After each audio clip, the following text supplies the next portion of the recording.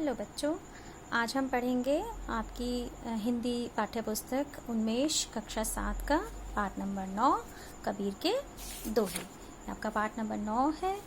कबीर जी के बारे में थोड़ा जान लेते हैं जो आपकी किताब में दे रखा है। रचनाकार का परिचय यानी कबीरदास जी के बारे में बताया गया है।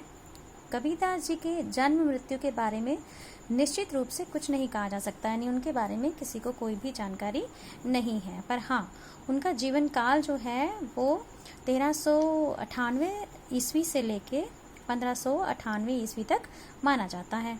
उनका जन्म लम्ही नामक गांव में, जो कि वाराणसी में है, वहाँ हुआ था। इनका पालन पोषण या लालन पालन नीरू व नीमा नामक जुलाहा दंपति ने किया था। ये रामानंद जी के शिष्य बन गए थे तथा इधर उधर घुमा करते थे। इन्होंने ब्रज, अवधी, भोजपुरी, राजस्थानी आदि बोलियों में गाते हुए अपने बहुत से उपदेश दिए। इसलिए इनकी भाषा को पंचमेल भाषा या जिसे हम खिचड़ी या सधुक्कड़ी भाषा भी कहते हैं, ऐसा कहा जाता है। इन्होंने धर्म के आडंबरों का विरोध किया, यानी धर्म में इनका विश्वास नहीं था। जो लोग बहुत ज़्यादा आस्तिक या धर्म को मानते थे वो कहते थे कि ये सब आडंबर करते हैं, ढोंग करते हैं। तथा नीति परक रचनाएं रची, जीवन के व्यवहारिक रूप की प्रेरणा दी कि कैसे हमें व्यवहार करना चाहिए, दूसरों के प्रति हमारा व्यवहार कैसा होना चाहिए, तथा इंसान को प्रेम करने का पाठ पढ़ाया। इनकी रचनाएं 3 प्रकार की थी: साखी, सबद और रमैनी। तो ये उनका परिचय था कबीरदास जी का। अब आते हैं आपके दोहों पर। पहला दोहा: साच बराबर तप नहीं, झूठ बराबर पाप, जाके हृदय साच है, ताके हृदय आप। ये उनकी एक जो भाषा थी, जिसे आपको बताया गया है कि पंचमेल भाषा, भोजपुरी, राजस्थानी सब में वो बोला करते थे। तो ये एक खिचड़ी भाषा है। साच बराबर तप नहीं, यानी सच के बराबर कोई तपस्या नहीं है। जो इंसान सच बोलता है वो एक तपस्या कर रहा होता है। और झूठ के बराबर कोई पाप नहीं है, यानी जो हम झूठ बोलते हैं, बात बात पर, किसी न किसी बात पर हम झूठ बोल देते हैं, उसके बराबर कोई पाप नहीं है। जाके हृदय साच है, यानी जिसके हृदय में सच्चाई है, जो सच बोलता है। ताके हृदय आप, ताके हृदय आप यानी ईश्वर को कहा गया है, परमेश्वर को कहा गया है कि जो सच बोलता है सिर्फ उसी के हृदय में आप निवास करते हैं। जो झूठ बोलता है आप उसका साथ कभी नहीं देते। दूसरा: गुरु कुम्हार शीश कुंभ है, गड़ी गड़ी काढ़ है खोट, अंतर हाथ सहार दे, बाहर बाहे चोट। यानी गुरु के बारे में कहा गया है कि गुरु का और शिष्य का जो संबंध है वो बताया गया है। गुरु को कुम्हार कहा गया है और शिष्य को घड़ा कहा गया है। जिस प्रकार कुम्हार और घड़े का आपस में संबंध होता है, वही संबंध गुरु का और शिष्य का होता है। घड़ी घड़ी काढ़े खोट, यानी कि बात बात में, हर बार में जो कुम्हार होता है वो भी खोट को, यानी कोई कमी अगर घड़े में रह जाती है तो उसको वो निकालने की कोशिश करता है। कैसे करता है? जब कभी भी आपने देखा हो कुम्हार जब घड़ा बनाता है तो अंदर से हाथ का सहारा देता है और बाहर से उसको थपथपाता है, यानी चोट देता है, जिससे वो घड़े का एक प्रॉपर शेप ले लेता है। तो अगर वो ऐसा नहीं करेगा तो घड़ा जो होगा वो अपना पूरा आकार नहीं ले पाएगा। तो उसको सही आकार देने के लिए कुम्हार को उसे अंदर से सहारा देते हुए बाहर से उसे चोट देनी पड़ती है।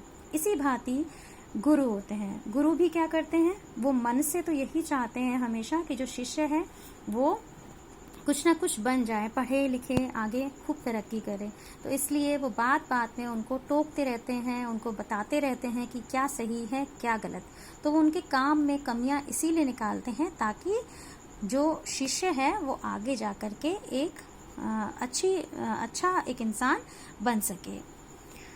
वृक्ष कबहु नहीं फल बखे, नदी न संचय नीर, परमारथ के कारणे साधुन धरा शरीर।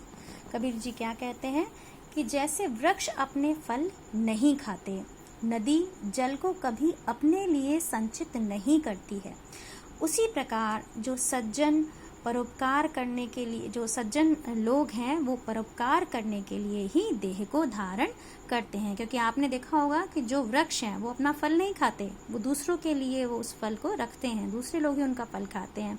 नदी भी अपना पानी कभी नहीं पीती, वो भी दूसरों के लिए ही उसका पानी होता है। ऐसे ही जो लोग, जो साधु हैं, वो भी एक जो सज्जन लोग हैं, परोपकार करने वाले लोग हैं, वो भी साधु का शरीर धारण करके आते हैं, लेकिन औरों की भलाई करने के लिए। बड़ा हुआ तो क्या हुआ, जैसे पेड़ खजूर, पंथी को छाया नहीं, फल लागे अति दूर। यानी बड़ा हुआ तो क्या हुआ, यानी बड़े होने से कुछ नहीं होता। बड़ा तो खजूर का पेड़ भी है, लेकिन आप सबने बच्चों देखा होगा कि जो खजूर का पेड़ है उसका फल कितना ऊपर होता है, ना तो हमारा हाथ उस तक जा सकता है, ना हम उस फल को तोड़कर खा सकते हैं। और इतना ऊंचा होने के कारण ही उसकी कोई छाया भी नहीं होती, यानी इतना ऊंचा है और छाया भी नहीं है। तो ऐसे बड़े होने से क्या फायदा।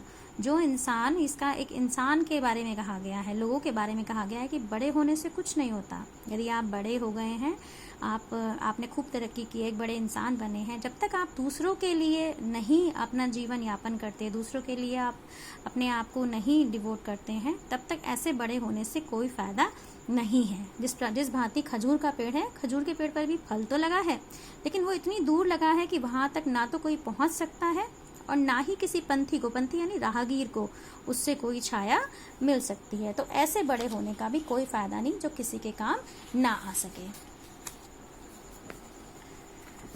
फिर है आपका, अति का भला ना बोलना, अति की भली ना चूप, अति का भला ना बरसना, अति की भली ना धूप।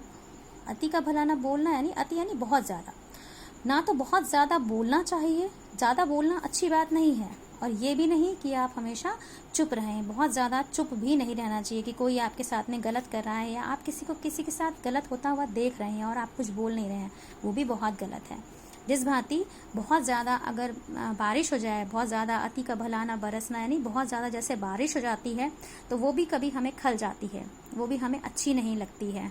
तो बहुत ज़्यादा ना तो बरसात हमें अच्छी लगती है और ना बहुत ज़्यादा गर्मी, ना अति की भली ना धूप, यानी बहुत ज़्यादा धूप होती है तो वो भी हमें अच्छी नहीं लगती है। तो किसी भी चीज़ की अति अच्छी नहीं होती। अगर कोई चीज़ बहुत ज़्यादा अधिक मात्रा में हो तो वो ज़्यादा अच्छी नहीं लगती है, मन को नहीं सुहाती है।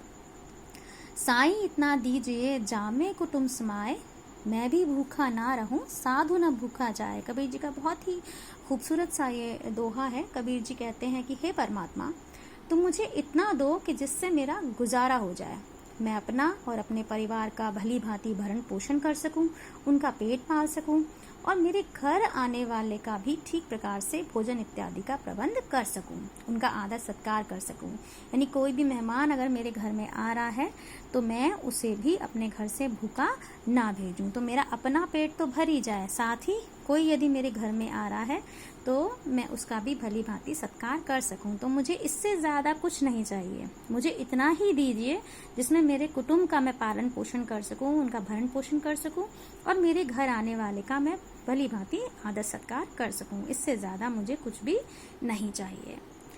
फिर है, निंदक नियरे राखिए, आंगन कुटी छवाए, बिन पानी साबुन बिना निर्मल करे सुभाए। कबीर जी की बड़ी अच्छी सी बात है ये। कबीर जी कहते हैं कि जो भी हमारी निंदा करे उसे कभी दूर मत रखो अपने पास से, उसको हमेशा अपने पास रखो, उसे कभी दूर मत करो या उसकी किसी बात का बुरा मत मानो, क्योंकि जो निंदा करते हैं उन्हीं से हमें पता चलता है कि हमारे अंदर आखिर कमियां हैं कहाँ, हमारी क्या क्या कमियां हैं। जैसे हम अपने आंगन में कुटी बना करके रखते हैं, जैसे कुटिया बना करके रखते हैं, आंगन कुटी छवाए यानी जैसे आंगन में हम एक कुटी बना के रखते हैं, ऐसे ही निंदक को भी अपने बिल्कुल पास रखना चाहिए, क्योंकि वो क्या करते हैं, हमारे मन में या हमारे अंदर जो जो दोष हैं वे हमें उनके बारे में बताते हैं। बिन पानी साबुन बिना निर्मल करे सुभाए, यानी ना तो साबुन लगाते हैं ना पानी लगाते हैं, लेकिन उसके बिना ही हमारे मन को निर्मल कर देते हैं। कैसे? क्योंकि वही हमें बताते हैं कि हमारे अंदर क्या क्या कमियां हैं, क्या क्या बुराइयां हैं। उन बुराइयों को ही हम, उनको अपने पास रखने से ही हम अपनी उन बुराइयों को दूर कर सकते हैं। तो ये था आपका पाठ बच्चों, कबीर के दोहे। बड़े अच्छे अच्छे दोहे इसमें दे रखे हैं। आई होप आपको ये दोहे अब आपको अच्छे से समझ में आ गए होंगे और आपने भी इन सब से बहुत अच्छी सी शिक्षा ली होगी।